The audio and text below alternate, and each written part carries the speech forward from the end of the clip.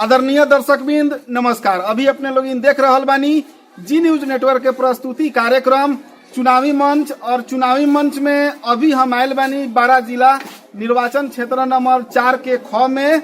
4 के ख के भलुही गांव पड़ेला। यहाँ जनमत पार्टी के तरफ से प्रदेश सभा सदस्य यानी कि विधायक पद के उम्मीदवार सुरेश शाह जी हमारा साथ में उपस्थित बानी।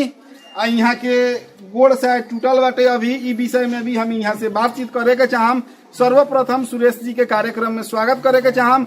सुरेश जी अपने के स्वागत बा कार्यक्रम चुनावी मंच में। धन्यवाद। ई स्थिति कैसे हो गई हवे? ई गोड़ शायद हम सुननी है जे अपने के टूटल बाटे। ई कैसे गोड़ टूट गए हवे? 4 नंबर क्षेत्र में आज ना ई वर्षों से आ रहल बा। ई षड्यंत्र वर्षों से आकर के और षड्यंत्रकारी के हिसाब से हमारी शहर के घटना घटल। ई घटना कैसे घटल अपने सबन जानता नहीं। 23 के नॉमिनेशन भई 26 तक ले अपने के नाम घीच घाच करे के जो बात रहे तब तक ले हमने घर देने पे एगो घर के भेंट घाट के कार्यक्रम रहे। उस अनेक किस्म से हमने के घर देने के कार्यक्रम वही संदर्भ में हमार सुबह के कार्यक्रम अपने के न्यूतन में हम कैनी और शाम के साथी लोग के एगो निर्णय से हमने के भइल कि आज हमने के दक्षिण बेल्ट में जाए जाओ और दक्षिण बेल्ट के घोड़ा शहर में हमने के प्रवेश कैनी। वहाँ हमने के 40-50 आदमी से अपन पार्टी जनमत पार्टी के एजेंडा विजन के साथ हमने के वहाँ विचार अपन प्रकट कैनी। और वहाँ से जब हमने चलनी तो छतवा आईनी, छतवा में भेंट घाट कैनी और हमने के ओकरा बाद में आकर के फेटा गाँव पर जाके ठीक फेटा बाजार में हमने के 8 बजे करीब में वहाँ हमने के कुछ साथी लोग से संपर्क कैनी और भेंट घाट कैनी। उहे भेंट घाट के क्रम में ई षड्यंत्रकारी सब हमने के पछाड़ी लग चुके रहे। हमने के जानकारी ना रहे, ना तो हमरा जानकारी रहे ना तो हमारे साथी कार्यकर्ता के जानकारी रहे। आज जब वहाँ से हम चलनी तो अपने के वहाँ से भलुही आवे खातिर सिर्फ 5 मिनट के रास्ता रहे। 5 से लेकर 7 मिनट हमारा रास्ता रहे आवे के। लेकिन हम ना जानते नहीं कि हमारा साथ इतना बड़ा षड्यंत्र हुई, हमारा साथ इतना बड़ा घटना हुई, हमारा साथ इतना बड़ा पीड़ा हुई कि हम ना जानते नहीं। हम दर्शक बिन के हम ये जानकारी करके चाहे मीडिया के तरफ से कि जब हम वहाँ से चलनी तो वो में हमारे साथी लोग अपन अपन जगह पर कोई बिरगा चल गई, कोई कलिया चल गई, कुछ साथी लोग मुसर के रास्ता से चल गए। लेकिन हम जब वहाँ से चलनी तो हमारे साथ में एगो डॉक्टर पृथ्वी यादव जी रहलन, एगो हम रहनी मोटरसाइकिल चालक हुए रहलन। और वहाँ से जब हम चलनी तब पुरनका गाँव पालिका अपने सबन देखले होखेन। फेटा गाँव पालिका के पुरनका गाँव पालिका के बाद में एगो साइफर बा। वो साइफर के जब हमने के प्रवेश करी थोड़ा सा आगाड़ी बढ़नी तब तक दिखाई कर देता अपने के ये वो गाड़ी अपने के वहाँ से बैठ करके अपने के टीम करके बैठा रहे। तो हम पृथ्वी जी से कहने की पृथ्वी जी हमारा कुछ शंका बुझाता हूँ गाड़ी वहाँ रोकले का आएगा। पृथ्वी जी कहलन कि कोनो प्रकार वाली बात नहीं कि रोड है, रोड में गाड़ी रुक भी सकेला। लेकिन वो चीज कथी रहे षड्यंत्र पूर्ण रहे। ओकरा के कैसन बुझे के पड़ी कि उनके सोच रहे कि सूरज के मारिए देवे के सोच रहा है। सूरज के मारे के जो योजना रहे वैसा किस्म के उनके षड्यंत्र करके वहाँ खड़ा रहसन। आज जब हमने वहाँ से गाड़ी चल रही तो सीधा गाड़ी के फोक्स लाइट बार करके साफ रंग साइड में अपने के रास्ता देखा तो 40 फीट के रास्ता बा और 40 फीट के रास्ता में अपने के अपन रास्ता छोड़ करके सीधा बैक साइड आकर के सीधा मार करके हमने के सीधे उड़ा दिलक और उड़ा करके हमारे के खेते में फाल दिलक।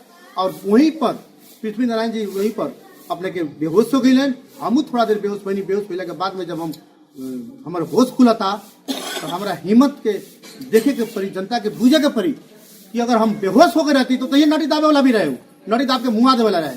लेकिन हम होश में जब बनी तो कहीं सब हमारे घिसड़त रहे।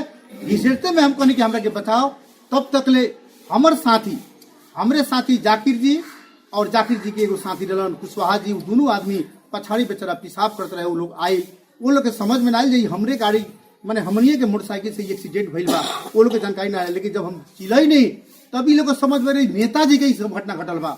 घटना तो घटल। ओकरा बाद हम गई हॉस्पिटल गईला के बाद में पुलिस प्रशासन अपने के वहाँ पहुँचला के बाद में यथार्थ चीज वो लोग से पूछलक, हमरा से पूछलक, सारा कुछ बता देने की षड्यंत्र पूर्वा एकरा के जितना भी शक्ति लगा के हो गए। घटना के करेले रहे? ये घटना तो हमारे बुझाता कि जे अपोजिशन वाला पार्टी के ही हो सकता है। अपोजिशन में तो बहुत कोई बात हो सकता। हम तो अभी तो ना पता। ये चीज तो प्रशासन के पूछे वाला चीज है। लेकिन अपने आदमी के चिन्हनी की ना चिन्हनी? हम आदमी की नहीं चिन्ह ले। हम एक को जात हम जानता नहीं कि हम आदमी की नहीं चिन्ह ले। लेकिन एगो बात अपने के हम माध्यम मीडिया के तरफ से हम बतावे के चाहे कि अपने सब की जानकारी बा कि नेपाल में 3 गो माने सरकार, स्थानीय सरकार और केंद्र सरकार और प्रदेश सरकार बना के रख ले बा। स्थानीय सरकार के भीतर में रहल के शांति सुरक्षा की जिम्मेवारी भी यहाँ के अध्यक्ष के होके के चाहिए। अपने के घटना कहाँ घटल भाई बुझी, फेटा बाजार से 300 मीटर पश्चिम और अभी के राजधानी, फेटा के राजधानी कहल जाला, जो स्थानीय सरकार के जौन ऑफिस बाटे, जो वहाँ पर पालिका कहल जाता, पालिका से 200 मीटर के दूरी में ही घटना घटल बा। तो ये चीज खोजी करे वाला चीज हमर ना हो, ये खोजी करे वाला चीज शांति सुरक्षा यानी कि प्रशासन के हो और यहाँ के पालिका के हो, ई चीज हमर ना हो। जो गाड़ी ठोकर मरलक, गाड़ी के नंबर उमर अपने के था बा कि ना? ना हमरा नंबर था नहीं, कि हम इतने जरूर जानते नहीं कि जब वो हमरा के मारे आला वो थी कर हमारे साथी सब जब पछाड़ी से हमरा के सहयोग में आई आ 2-4 गो साइकिल वाला जब उठा के हमरा के लादे की कोशिश किया तो ये लोग पुलिस के और अथी के कथी कहला पुलिस और एम्बुलेंस के फोन करे के चालक लोग, लेकिन हम कहने कि हमरा के एम्बुलेंस के ना एकरे गाड़ी में एकरा के पकड़ के यही गाड़ी में हमने के चले जाओ आ एकरा के घेरल जाई। हमने के बाध्य ई हो गई कि 2 आदमी बिरामी रहनी आ में से 2 आदमी जे रहे हमारे पैरे पकड़ ले रहे, जैसे ही अपने के वीरगंज हेल्थ केयर में निकाल करके वो भीतर कैलक लोग तैसे ही गाड़ी लेके चल गया। इंडियन गाड़ी रहे, ये बात पक्का बा, इंडियन गाड़ी और में 3 गो आदमी रहे। अब अभी अपने के देह में का समस्या बा? समस्या ये बा कि अभी तक पुलिस प्रशासन मौन बा। समस्या का बा? देह में समस्या पैर पूरा टूट गई भाई, पूरा पैर टूट गई बा। अब समस्या देखे चाहते थे, पैर टूट गई भाई, 6 महीना तक ले पैर चले वाला नहीं के, 2 महीना तक लेकर के जमीन में रखे के नहीं के। हम पूछे के चाहें कि हमार गलती कथी है, हमार गलती कथी, हम केकरा से दुश्मनी के लिए? प्रशासन का कहलक? प्रशासन कहता कि हम एथी में भेज दिले बनी, क्राइम ब्रांच में भेज दिले बनी। क्राइम ब्रांच में से साल भर बाद में अगर वो खोजी करके ले आई तब तक ले आदमी तो जल मर गए रहे, आदमी के तो जिंदा रह के कोई सवाल नहीं उठा। प्रशासन ध्यान नहीं किया? अगर ध्यान दिले रही तो हम ये हालत में तो ना रहती, ध्यान दिले रही तो हम ये हालत में ना रहती। आज कर्जा काट के जनता से चंदा उठा करके, जनता लोग से पैसा मांग करके, हमने के जनमत पार्टी के कार्यकर्ता 1-1 रुपया तीर करके आज हमने के हॉस्पिटल में पैसा तीर करके तब बाहर निकल के आयल बनी। इस चीज सोचे वाला चीज बा, दर्शक बिन में भी सोचे वाला चीज भाई, ये हमर ना दर्शक बिन के भी सोचे। अभी चुनावी मंच कार्यक्रम है, हमनी के तो चुनावी अंतर्वार्ता अपने से लेवे आए रहनी है सर, लेकिन अपने के ई स्थिति भी हमनी के पता चलल हवे, था लागल, फिर भी सोचनी है सर जे अपने के इंटरव्यू हमनी के करी सर। अभी बतावल जाओ जे चुनाव तो अपने कूद गए बानी मैदान में, अपने के सामने पूर्व मंत्री भी बानी, एगो दिग्गज नेता बानी, वहाँ के लड़ाई में कितना के मजबूती से बानी कि हिम्मत हार चुकल बानी?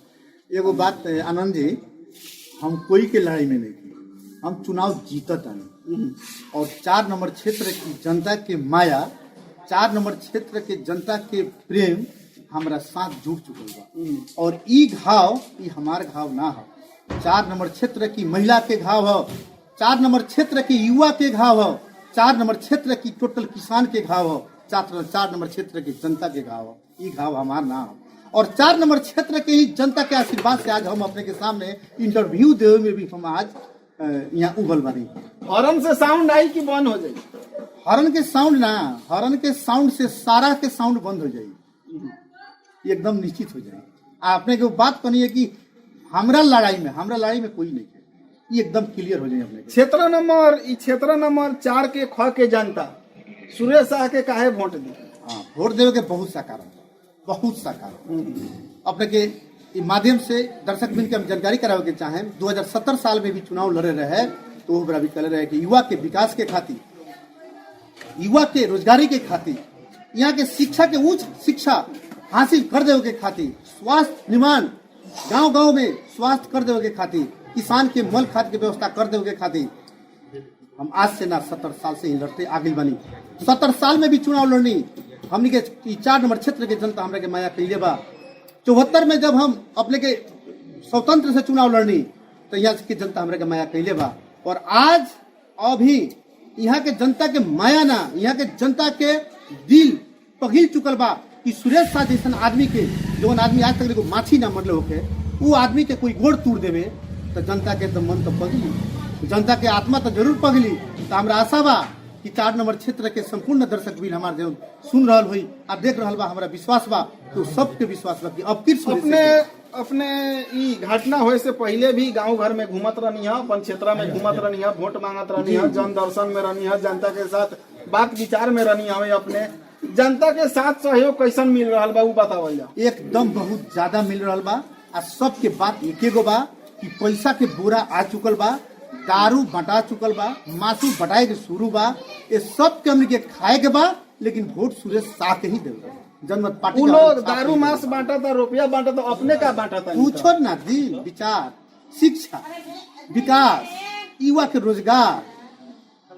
आपने देख लो कि मेरे को फिल्म में राजेश खन्ना कहता है कि यदि बेईमानों को वोट दोगे तो बेईमानों की सरकार बनेगी ना। तो सुरेश ईमानदार बा, सुरेश वो कमेंटमेंट कही बा। अपने पूछनी है, बड़ा बढ़िया बात पूछनी है कि अपने के जात नहीं है घर दैलो में, तो हमारे 4 पहले कमेंट बा कि अपने के वार्डा कमेटी में अपने सबर के जनता से हमर मांग बा पहला, ताकि हम चुनाव जीत जाए तो वही पर हम बजट निर्धारण करी, वही पर हम विकास निर्माण करी, वही पर हम युवा के विकास करी, वही पर हम महिला के विकास करी। अपने के जब पूछनी तो एकदम सबसे पहले हम लोग कहे के चाहें कि अपने के गांव में गईला के बाद हम एक प्रश्न कर चाहते नहीं कि वार्ड में 5 साल तक अपने के वार्डा कमेटी के वार्डा अध्यक्ष रहल, कौन कौन काम कैलक आ कौन सा काम बाकी बा। जैसे उदाहरण के रूप में यहाँ के स्कूल के व्यवस्थापन सही ढंग से भइल की ना भइल, यहाँ के स्वास्थ्य के व्यवस्थापन ठीक बा की ना बा, यहाँ के युवा के रोजगारी के कम बा की बेसी बा, युवा कितना रोजगार में आगाड़ी बा, कितना कम बा, काहे बा, होके सकी कि ना हो सकी। यहाँ किसान के मल खाद्य व्यवस्थापन सही ढंग से भइल कि ना भइल, यहाँ वृद्ध के भाता सही ढंग से मिलल कि ना मिलल। यदि मिलल तभी कहीं आ नहीं मिलल तभी कहीं ओकरा के नोट करता निशान। आ जीत गए के बाद में वही पर जाकर के बजट निर्धारण हुई, वो टोल के, वो गांव के, वो समाज के। और अपने के माध्यम से जानकारी करा देता नहीं, अगर सुरेश साहब चुनाव जीतल तो हमरा जानकारी बा स्थानीय सरकार के बजट चलावे के हमरा में क्षमता नहीं के, लेकिन जितना बढ़ावे के क्षमता हमरा में जरूर बा। ओकर बजट के जनता में ले जाकर के सही चीज सही सदुपयोग नहीं करत, बेईमानी करता तो ओकरा के सही जनता के जगाव के जिम्मेदारी हमरा बा। हमरा कान पर अपने के 2 गो कान पर जिम्मेदारी आई। एक तो आई कानून बनावे खातिर संसद में जाता नहीं और वहां से ला करके जनता के जो मैसेज देन, एक वो आई। आ दोसर यहाँ गांव पालिका के अंदर में रहल कि गांव पालिका जितना जो किस्म के चोर बा, बदमाश बा, आ जो किस्म के पैसा लूट लेता, भ्रष्टाचारी कर लेता, वो भ्रष्टाचारी के अंत करे खातिर भी जनता के जगावल हमारे जरूरी भाई। दोनों के मूल एजेंडा मान करके हम जनता के बीच में जा रहा बानी। ऐसे हम विश्वास करते नहीं कि 4 नंबर क्षेत्र की जनता के अपना कहे के ना पड़ी ई पैर हमार ना है, ई पैर 4 नंबर क्षेत्र के जनता के पैर, ई पैर जो टूटल बा हमार नहीं टूटल, 4 नंबर क्षेत्र की जनता के टूटल बा।